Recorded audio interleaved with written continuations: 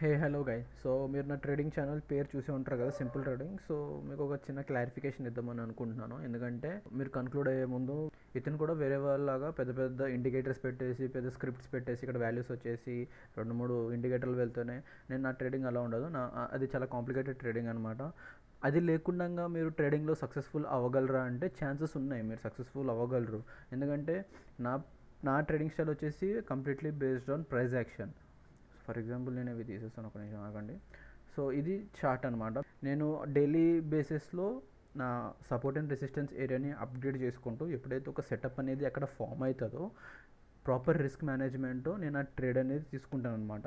అది నా బేసిక్గా డైలీ నేను ఫాలో అయ్యే ట్రేడింగ్ ప్లాన్. నేను నా ట్రేడింగ్ స్టైల్లో పెద్ద పెద్ద ఇండికేటర్స్ కానీ లైక్ ఇక్కడ మ్యాక్డీ 2-3 మూవింగ్ యావరేజెస్లో ఇలా స్క్రీన్ అంతా పాగుతున్నాయి, ఇక్కడ వాల్యూస్ వస్తున్నాయి, చాలా పెద్ద హైటెక్ సెటప్ ఉంది, అలాంటివి ఉండవు అనమాట. నేను ట్రేడింగ్ అనేది సింపుల్గా చేయడం ఇష్టపడతాను. ఎందుకంటే నేను నా నా ఎక్స్పీరియన్స్లో ఒక ఫేజ్ అనేది ఉంది నేను అంత హై వాల్యూ ఇండికేటర్స్ అవన్నీ కూడా వాడి చూశాను. ఎందుకంటే అది నా ట్రేడింగ్ని కాంప్లికేట్ చేయడం తప్ప నాకు సింపుల్గా అనిపించట్లేదు. ఎందుకంటే మీకు ఎప్పుడైతే ట్రేడింగ్ చేస్తున్నారో స్ట్రెస్ ఫ్రీ ఉండాలి. స్ట్రెస్ ఫ్రీ ఉంటేనే మీరు ఆ క్విక్ డెసిషన్స్ అనేవి చేయగలరు మిన్నీ సెకండ్స్లో.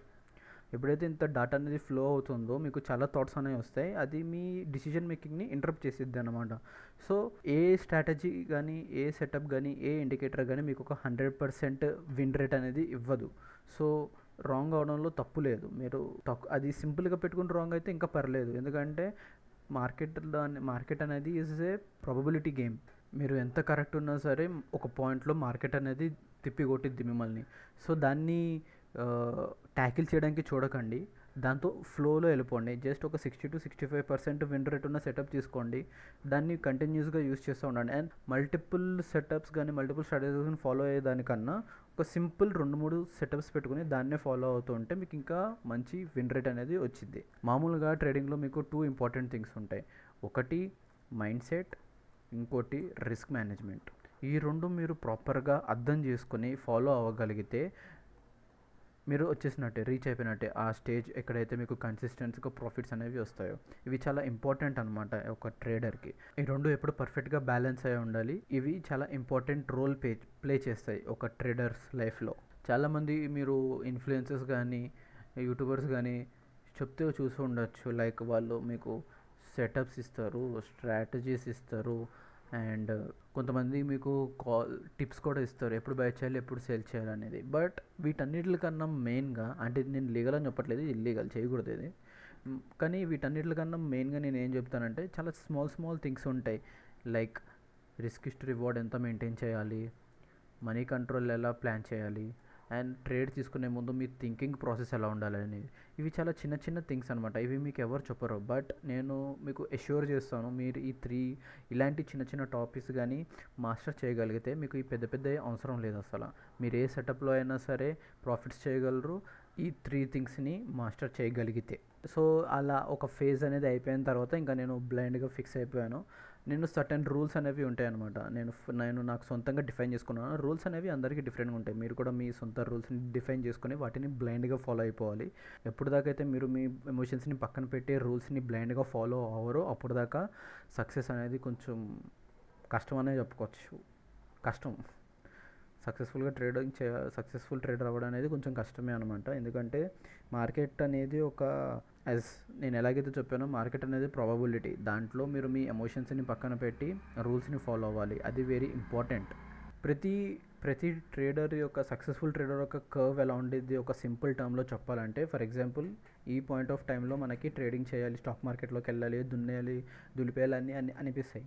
సో మన దగ్గర ఏదైతే క్యాపిటల్ ఉండిద్దో ఆ క్యాపిటల్తో మార్కెట్లోకి ఎంటర్ అయిన తర్వాత మనకి ప్రాఫిట్స్ అండ్ లాసెస్ అనేవి వస్తూ ఉంటాయి, ఈక్వల్గా బ్యాలెన్స్ అయితే ఉంటాయి. మనం కంప్లీట్గా ప్రాఫిటబుల్ ఉంటామని చెప్పలేము, కానీ ఉండొచ్చు. కంప్లీట్లీ అది బేస్డ్ ఆన్ లక్ అనమాట. అప్పుడు మన లక్ వల్లనే మనకి ఏదైతే మనం హై కానీ లో కానీ చూస్తామో అది స్టార్టింగ్ ఫేజ్లో అది ప్యూర్లీ బేస్డ్ ఆన్ లక్. దాని తర్వాత ఒక ఫేజ్ వచ్చింది ఎక్కడైతే మీరు అన్ని లాసెస్ ఉంటాయి. ఈ ఫేజ్ అనేది సడన్ టైం వరకు వెళ్ళిద్ది, ఎందుకంటే this is the learning phase. చాలామంది ఇక్కడ మధ్యలోనే క్విట్ చేసేస్తారు, ఎందుకంటే అంతకు మించి లాస్ తీసుకోలేక వాళ్ళ డెడికేషన్ అవన్నీ కొంచెం స్ట్రంబుల్ అవుతూ ఉంటాయి. సో దానివల్ల వాళ్ళు ఈ మధ్యలోనే క్విట్ చేసేస్తారు. బట్ ఇక్కడ consistency is the key. So ఈ ఫేజ్లో చాలా లెర్నింగ్ అవుతూ ఉంటాయి, మీకు అన్ని లాసెస్ అవుతూ ఉంటాయి, ప్రాఫిట్స్ అనే రోజులే ఉండవు. మీరు కన్సిస్టెంట్గా ఉండాలి, సర్వైవల్ అవ్వాలి మార్కెట్లో. అలా సర్వైవల్ అయిన తర్వాత మీకు లాసెస్ అనేవి హ్యాబిచువేట్ అయిపోతారు. మీకు ఇంకా మీ ఒక లాస్ అనే దానికి మీరు హ్యాబిచువేట్ అయిపోతారు. దాని తర్వాత ఒక ఫేస్ వచ్చింది, ఈ సెల్ఫ్ లెర్నింగ్ అంతా అయిపోయిన తర్వాత మీకు సొంతంగా రియలైజేషన్ అయ్యి మీరు ఏ పాయింట్స్ అయితే మైండ్లో పెట్టుకోవాలో ట్రేడ్ చేసుకుంటున్నప్పుడు మీకు సొంతంగానే ఒకటి సబ్కాన్షియస్గా థాట్ వచ్చింది లోపల. అది వచ్చిన తర్వాత మీరు మెల్లమెల్లగా ప్రాఫిట్స్ చూడడం స్టార్ట్ చేస్తారు. దాని తర్వాత దాన్ని మీరు మెయింటైన్ చేసుకుంటూ వెళ్ళాలి. ఇది ఒక సైకిల్ అనేది, ఒక గ్రాఫ్ అనేది ఒక సక్సెస్ఫుల్ ట్రేడర్ లైఫ్లో. సో మీకు ఇలా మా స్టాక్ మార్కెట్లో సక్సెస్ ఎప్పుడు అవ్వగలరా అంటే మీరు కన్సిస్టెంట్గా మార్కెట్లో ట్రేడ్ చేస్తున్నప్పుడే. మీకు డైలీ లాస్ వస్తున్నా, అదొక 6 months వరకు 1 year వరకు వస్తున్నా సరే మీరు ఆ లాసెస్ని తీసుకునే కెపబిలిటీ మీకు ఉండాలి. ఎలా వచ్చింది ఇప్పుడు మీరు మళ్ళీ అన్ని ఎస్ఎల్ఏ హిట్ అవుతుంటే మనం మార్కెట్లో కన్సిస్టెంట్గా ఎలా ఉండగలం అంటే అప్పుడు రిస్క్ మేనేజ్మెంట్ అనేది గేమ్లోకి వచ్చింది. ఈ రిస్క్ మేనేజ్మెంట్ కూడా ఉండాలి మీకు. రిస్క్ మేనేజ్మెంట్ ఉండడం వల్ల ఏమవుతుందంటే మీరు ఎంతైతే రిస్క్ తీసుకోవాలనుకుంటున్నారో ఒక పర్టికులర్ ట్రేడ్కి అది ప్రీ డిఫైన్డ్ అనమాట. దానికన్నా రిస్క్ ఎక్కువ ఉంటే, లైక్ ఫర్ ఎగ్జాంపుల్ మీరు ఒక ట్రేడ్ చూస్తున్నారు, ఒక ఆపర్చునిటీ చూస్తున్నారు, అండ్ దాంట్లో ఒక ప్రీ డిఫైన్డ్ రిస్క్ అనేది ఎగ్జిస్ట్ అయి ఉంటుంది. మీరు అది మీకు ఎలా తెలిసిద్ది మీరు ఫాలో అయ్యే సెటప్స్ వల్ల కానీ స్ట్రాటజీస్ వల్ల కానీ మీకు అది తెలిసిద్ది. మీరు ఆ రిస్క్ తీసుకున్నా సరే మీకు మెంటల్గా ఆర్ ఏది డిస్టర్బెన్స్ ఉండదు అంటే మీరు తీసుకోవచ్చు. లేదు అది తీసుకోవడం వల్ల నా మూడ్ ఖరాబ్ అవుతుంది, నాకు పిచ్చెక్కిద్ది అంటే అలాంటి ట్రేడ్స్ ఇగ్నోర్ చేయండి. అలా చేస్తూ ఉండడం వల్ల మీ రిస్క్ అనేది తక్కువ ఉండిద్ది. సో మీరు మార్కెట్లో లాంగ్ రన్ వరకు ఉండగలరు. ఇలా లాంగ్ రన్ వరకు ఉండడం వల్ల ఏమవుతుందంటే మీకు ఎలాంటి ట్రేడ్స్ తీసుకోవాలి, ఎలాంటి ట్రేడ్స్ ఇగ్నోర్ చేయాలనేది ఒక బేసిక్ ఐడియా వచ్చిద్ది. ఆ ఎక్స్పీరియన్స్ వచ్చిన తర్వాత నేను డ్యామ్ షూర్ చెప్పగలను మీరు ఒక సక్సెస్ఫుల్ ట్రేడర్ అనే వాళ్ళు అవ్వగలరు మార్కెట్లో. ఇది ప్రాసెస్ అనమాట, బేసిక్గా ఎవరైనా ఫాలో అవ్వాలి, కానీ ఇది ఎవరు చెప్పరు మీకు మార్కెట్లో.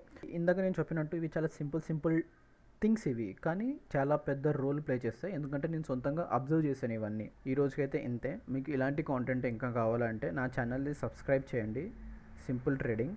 నేను ఈ ట్రేడింగ్ ఛానల్లో నేను డైలీ ట్రేడ్స్ ఏవైతే తీసుకుంటానో అవి అప్లోడ్ చేస్తాను అనమాట, షార్ట్స్ లాగా. సో దాట్ అవి చూసి మీరు అర్థం చేసుకోగలరు నా థింకింగ్ ప్రాసెస్ ఎలా ఉంది ఒక ట్రేడ్ తీసుకునే ముందు అని.